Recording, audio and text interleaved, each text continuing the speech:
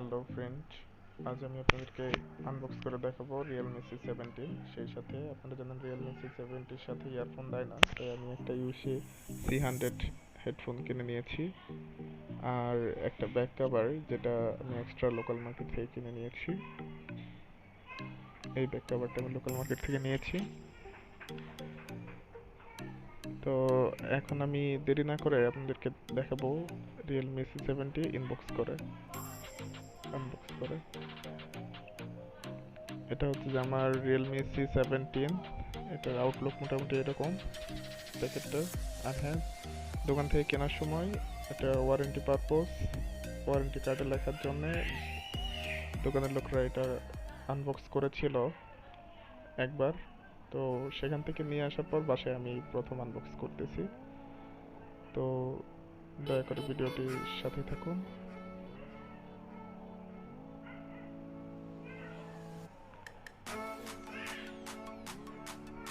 প্রথমে আমরা এটার কভারটা খুলে নিলাম। তারপর এখানে আমরা একটা পার্ট দেখতে পাচ্ছি।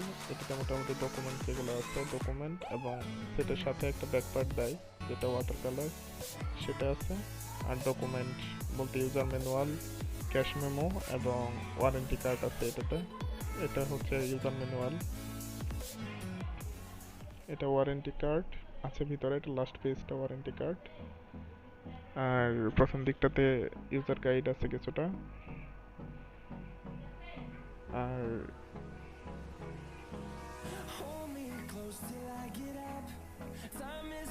এটা হচ্ছে ক্যাশ মেমো।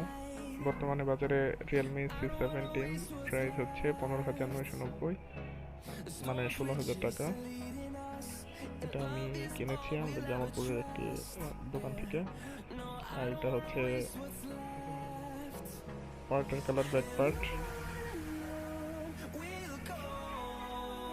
আচ্ছা, এখন আর দেরি না করে আমি ফোনটা আনবক্সিং এ চলে যাই। এটার সাথে আমরা পেয়েছি 18 ওয়াটের একটি ফাস্ট চার্জার এবং টাইপ সি কেবল। এই বাজেটের ভিতরে টাইপ সি কেবল এটা আমার কাছে সব থেকে ভালো লেগেছে, যেটা রেডমি এবং ভিভো বা অন্য কোনো ফোনে দেয়নি। আর হ্যাঁ বন্ধুরা, এই ফোনটি কিন্তু 6GB 128GB ভেরিয়েন্টে আছে। আমার 6GB 128GB ভেরিয়েন্টের মনে হয় এটাই সব থেকে মানে বাজেট ফোন। তো আমি আমার ফোনটিকে অন করতেছি। দেখুন, এটার আউটলুকটা মোটামুটি অনেক সুন্দর একটা আউটলুক দিয়েছে রিয়েলমি। এর জন্য তারা অবশ্যই থ্যাঙ্কস পেতেই পারে। এটি দুইটি কালার ভেরিয়েন্টে থাকে। একটা হচ্ছে যে ডায়মন্ড ব্লু, যেটা আমার হাতে এখন আছে, এটা হচ্ছে ডায়মন্ড ব্লু। আর একটা আছে পার্পেল গ্রিন, যেটা ওটা থেকে আমার কাছে ডায়মন্ড ব্লু কালারটা ভালো লেগেছে, তাই আমি এটা নিয়েছি। আর ব্যাক পার্টে যদিও মেটাল বা গ্লাস বডি ইউজ করা হয়নি, কিন্তু এটা দেখতে অনেকটা গ্লাস বডির মতো এবং রিফ্লেক্স করে। আর রয়েছে অপ্পোর কোয়াড ক্যামেরা, 4টা ক্যামেরার খুব ভালো সমন্বয়ে ফোনটি 13 মেগাপিক্সেলের ব্যাক ক্যামেরা দেখানো হয়েছে। আর দেখুন বন্ধুরা, আমি ফোনটিকে ওপেন করছি। এই ফাঁকে আমরা চার্জারের কনফিগারেশনটা যদি একটু দেখে নেই, তাহলে এটাতে আপনারা দেখতে পারবেন যে 18 ওয়াটের যে চার্জার সেটাই আছে, ফাস্ট চার্জার। এটা ফোনটা ফুল চার্জ হতে অলমোস্ট 1 ঘন্টা 30 মিনিট থেকে 2 ঘন্টা সময় নেয়। 5000 mAh এর একটি হেভি ব্যাটারি।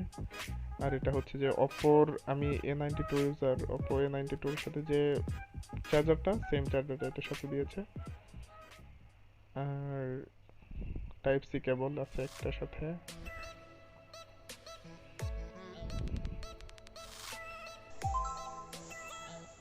তো বন্ধুরা, টাইপ সি ইউএসবি কেবল।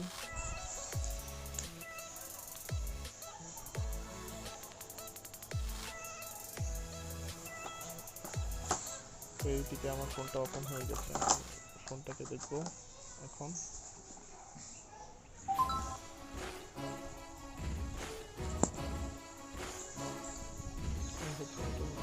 আমার ফোনটার আনবক্সিং। আর এটার যদি ফোনের অ্যাবাউট ফোনে গিয়ে আমরা দেখি, তাহলে দেখা যাবে এটাতে একটি কোয়ালকমের 665 প্রসেসর ইউজ করা হয়েছে।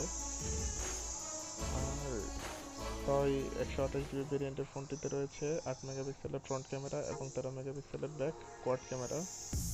সেই সাথে নাইট মোড, ফেনোমেনা সহ যাবতীয় ক্যামেরা মোডগুলো আছে। এখানে 128GBর ভিতরে অ্যাভেলেবল পাচ্ছি আমি 114GB, আর র্যাম 8GBর ভিতরে অ্যাভেলেবল, 6GBর ভিতরে 6GB অ্যাভেলেবল আছে। তো এই ছিল মোটামুটি আনবক্সিং আমার। ও আচ্ছা, আরেকটা হচ্ছে সিম ইজেক্টর পিনটা এখন দেখানো হয়নি। এটা হচ্ছে সিম ইজেক্টর পিন।